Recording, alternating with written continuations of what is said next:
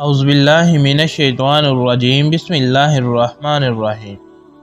حضور اقدس صلی اللہ علیہ وآلہ وسلم کی نسبت مبارکہ کی وجہ سے ازواج مطہرات رضی اللہ تعالی عنہم کا بھی بہت ہی بلند مرتبہ ہے۔ ان کی شان میں قرآن پاک کی بہت سی آیات بیانات نازل ہوئے جن میں ان کی عظمتوں کا تذکرہ اور ان کی رفعت شان کا بیان ہے۔ چنانچہ خداوند قدوس نے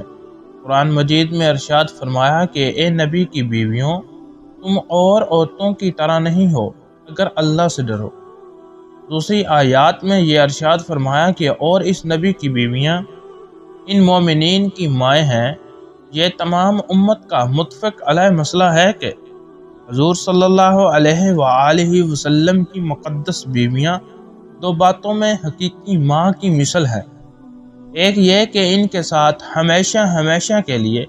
کسی کا نکاح جائز نہیں۔ دوم یہ کہ ان کی تمیز و تکریم ہر امتی پر اسی طرح لازم ہے جس طرح حقیقی ماں، بلکہ اس سے بھی زیادہ، لیکن نظر اور خلوت کے معاملات میں ازواج مطہرات رضی اللہ تعالی عنہم کا حکم حقیقی ماں کی طرح نہیں ہے، کیونکہ قرآن مجید میں حق جل جلال کا ارشاد ہے کہ جب نبی کی بیویوں سے تم لوگ کوئی چیز مانگو تو پردے کے پیچھے سے مانگو۔ مسلمان اپنی حقیقی ماں کو تو دیکھ بھی سکتا ہے اور تنہائی میں بیٹھ کر اس سے بات چیت بھی کر سکتا ہے، مگر حضور صلی اللہ علیہ وآلہ وسلم کی مقدس بیویوں سے ہر مسلمان کے لیے پردہ فرض تھا اور تنہائی میں ان کے پاس اٹھنا بیٹھنا حرام تھا۔ اسی طرح حقیقی ماں کے ماں باپ، لڑکوں کے نانی نانا اور حقیقی ماں کے بھائی بہن لڑکوں کے ماموں اور خالہ ہوا کرتے ہیں، مگر ازواج مطہرات رضی اللہ تعالی عنہم کے ماں باپ امت کے نانی نانا اور ازواج مطہرات رضی اللہ تعالی عنہم کے بھائی بہن امت کے ماموں خالہ نہیں ہوا کرتے۔ یہ حکم حضور صلی اللہ علیہ وآلہ وسلم کی ان تمام ازواج مطہرات رضی اللہ تعالی عنہم کے لیے ہے جن سے حضور صلی اللہ علیہ وآلہ وسلم نے نکاح فرمایا ہے۔ حضور صلی اللہ علیہ وآلہ وسلم سے پہلے ان کا انتقال ہوا یا حضور صلی اللہ علیہ وآلہ وسلم کے بعد انہوں نے وفات پائی، یہ سب کی سب امت کی مائیں ہیں اور ہر امتی کے لیے ان کی حقیقی ماں سے بڑھ کر لائق تمیز واجب الاحترام ہے۔ ازواج مطہرات رضی اللہ تعالی عنہم کی تعداد اور ان کے نکاحوں کی ترتیب کے بارے میں مورخین کا قدر اختلافات ہے، مگر 11 امہات المؤمنین رضی اللہ تعالی عنہم کے بارے میں کسی کا بھی اختلافات نہیں ہے۔ ان میں سے حضرت خدیجہ اور حضرت زینب بنت خزیمہ رضی اللہ تعالی عنہا کا تو حضور صلی اللہ علیہ وآلہ وسلم کے سامنے ہی انتقال ہو گیا تھا، مگر 9 بیویاں حضور صلی اللہ علیہ وآلہ وسلم کی وفات اقدس کے بعد موجود تھیں۔ اس بات میں کسی مورخ کا اختلافات نہیں ہے کہ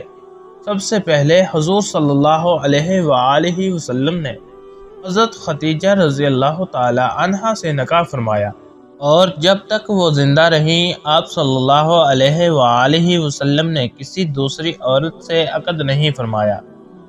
یہ حضور اقدس صلی اللہ علیہ وآلہ وسلم کی سب سے پہلی رقیہ حیات ہیں۔ ان کے والد کا نام خویلد بن اسد اور ان کی والدہ کا نام فاطمہ بنت زاہدہ ہے۔ یہ خاندان قریش کی بہت ہی معزز اور نہایت ہی دولت مند خاتون تھی۔ اہل مکہ ان کی پاک دامنی اور پارسازی کی بنا پر ان کو طاہرہ کے لقب سے یاد کرتے ہیں۔ انہوں نے حضور صلی اللہ علیہ وآلہ وسلم کے اخلاق و عادات اور جمال صورت و کمال سیرت کو دیکھ کر خود ہی حضور اقدس صلی اللہ علیہ وآلہ وسلم سے نکاح کی رغبت ظاہر کی اور پھر باقاعدہ نکاح ہو گیا۔ نبی آخر الزمان صلی اللہ علیہ وآلہ وسلم اور حضرت خدیجہ رضی اللہ تعالی عنہا کے نکاح کی تقریب حضرت خدیجہ رضی اللہ تعالی عنہا کے گھر میں منعقد ہوئی۔ آپ صلی اللہ علیہ وآلہ وسلم اپنے چچا ابو طالب کے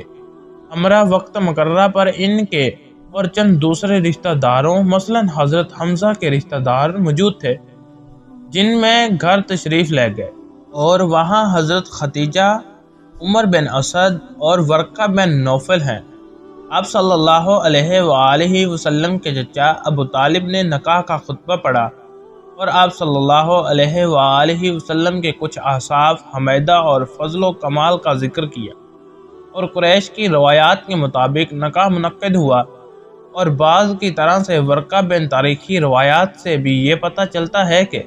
حضرت ختیجہ نوفل نے جوابی کلمات کہے۔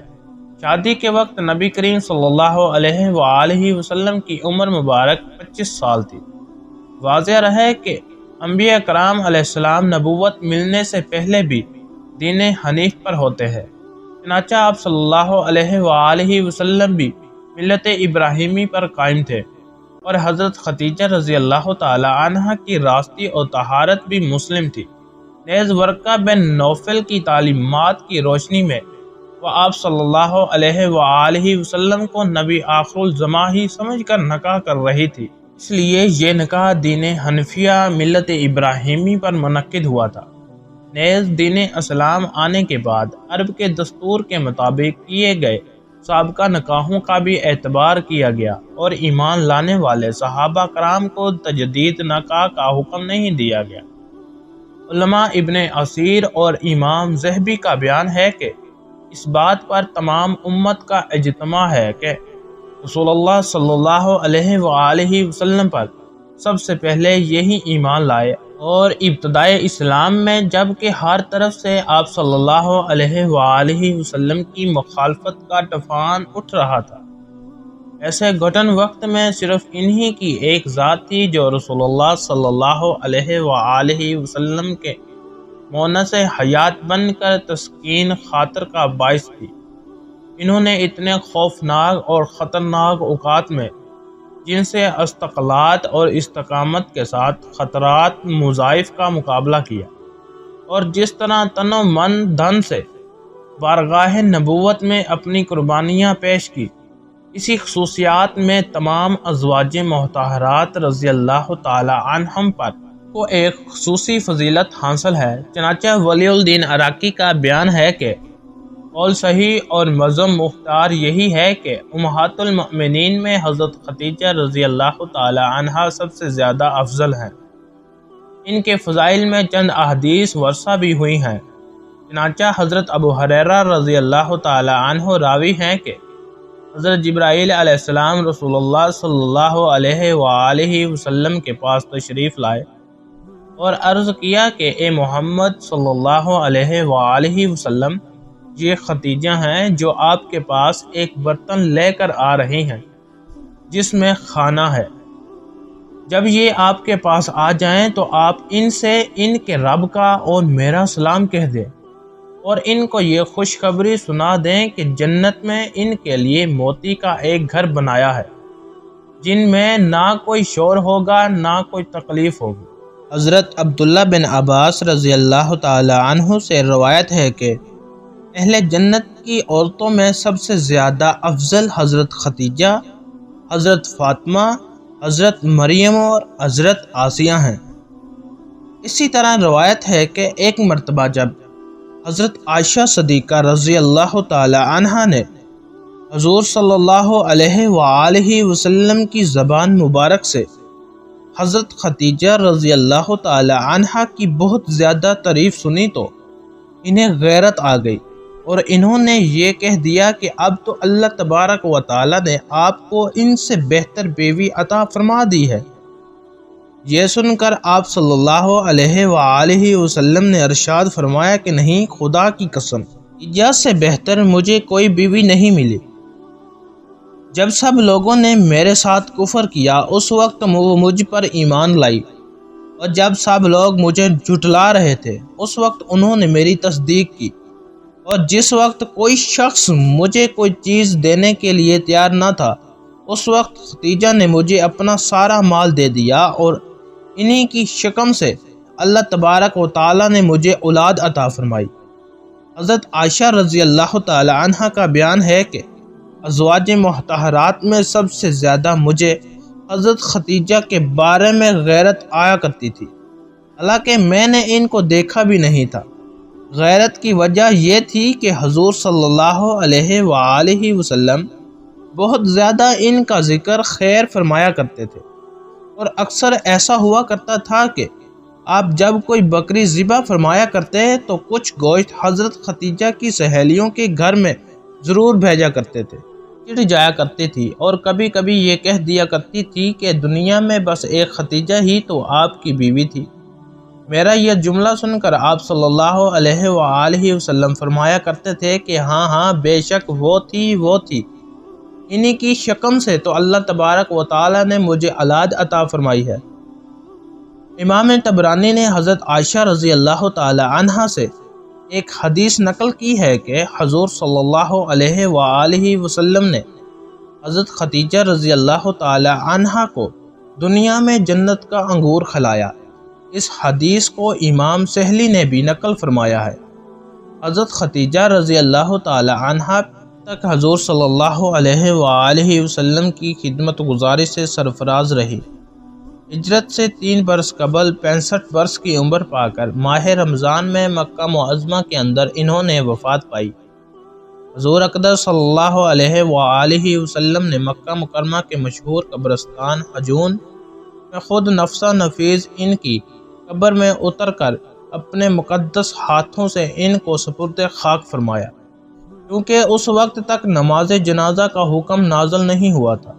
اس لیے آپ صلی اللہ علیہ وآلہ وسلم نے ان کی نماز جنازہ نہیں پڑھائی۔